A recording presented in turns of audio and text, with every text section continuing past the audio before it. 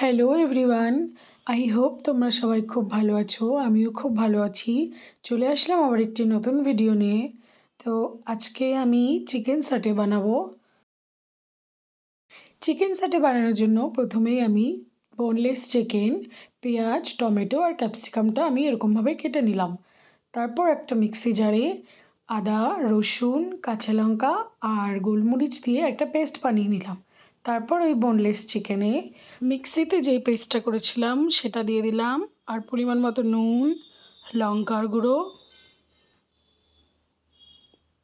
একটু tomato ketchup আর একটু soya sauce. এই সবগুলো দিয়ে আমি এটাকে ভালো করে মেখে রেখে দেবো কিছুক্ষণ।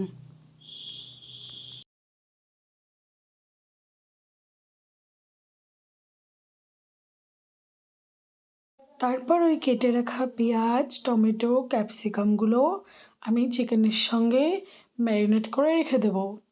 একসঙ্গে ম্যারিনেট করে রাখলে আদা, রসুন আর নুনটা এই পেঁয়াজ, টমেটো আর ক্যাপসিকামের মধ্যে ভালো করে মিশে যাবে। তারপর আমি একটা ঢাকনা চাপা দিয়ে এটাকে ম্যারিনেট হতে দেবো কিছুক্ষণ।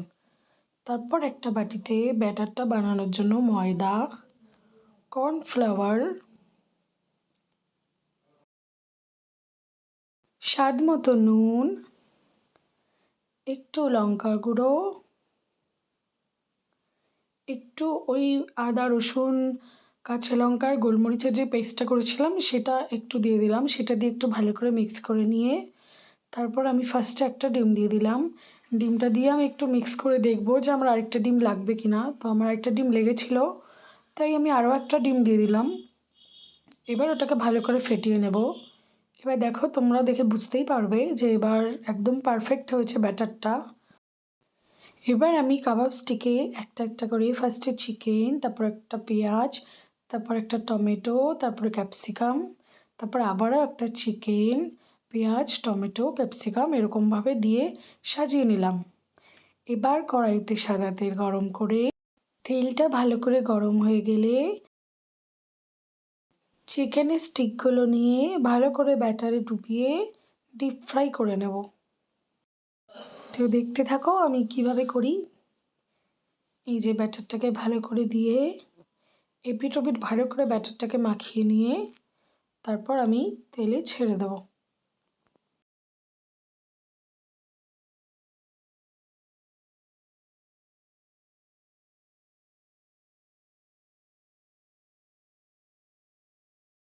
প্রথমেই আমি দুটো ভেজে দেখাবো। দেখো, এই যেরকম লাল লাল করে ভেজে নিতে হবে। ভাজা হয়ে গেলেই একদম রেডি। তোমরা এটা ফ্রাইও খেতে পারো, মানে নর্মালি শুধু এরকম ফ্রাইটাও তোমরা খেতে পারো, কিন্তু আমি একটু সসের মধ্যে একটু টস করে খাবো। শেজওয়ান চাটনি আমি বানিয়ে রেখেছি, সেটার ভিডিও আমার নেওয়া হয়নি, তো এছাড়া আমি বাকি পুরোটাই দেখাবো। তো দেখো, বাকিগুলো আমার ভাজা হয়ে গেছে। এবার আরও একটা কড়াইতে তেল গরম করে একটু রসুন কুচি, একটু পেঁয়াজ কুচি আর একটু ক্যাপসিকাম কুচি আমি দিয়েছিলাম। তো সেটাকে একটু হালকা ফ্রাই করে, এটা বেশি হওয়ার কোনো দরকার নেই, একদমই জাস্ট হালকা ফ্রাই করে ওই শেজওয়ান চাটনিটা যেটা আমি বানিয়ে রেখেছিলাম সেটা আমি নিয়ে নিলাম পরিমাণ মতো, একটু সয়া সস আর একটু টমেটো কেচাপ। এইটা ভালো করে একটু মিক্স করে তারপর আমি কড়াইতে দিয়ে দেবো।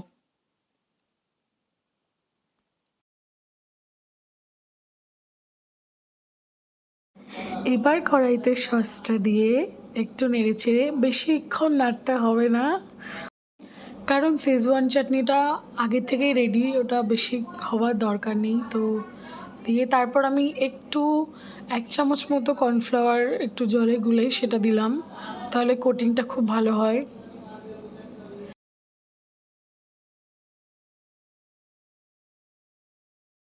তারপর আমি চিকেন সাটেগুলো একটা একটা করে সব দিয়ে দেবো।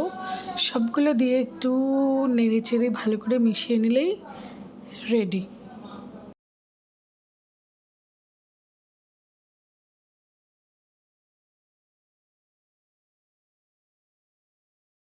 এই যে চিকেন সেটা আমার একদম রেডি, এবার আমি নামিয়ে নিচ্ছি। এই চিকেন স্যাটেটা তোমরাও বাড়িতে ট্রাই করো আর করে আমাকে কমেন্টসে জানিও যে কেমন হয়েছে। আমাদের এটা তো খুবই ভালো হয়েছিল খেতে, এডিট করতে করতে আমার আবার জিভে জল আসছে। তোমরাও জানিও কেমন হয়েছে। আর দেখা হবে আবার একটু নতুন ভিডিওতে, ততক্ষণ সবাই সুস্থ থেকো, ভালো থেকো।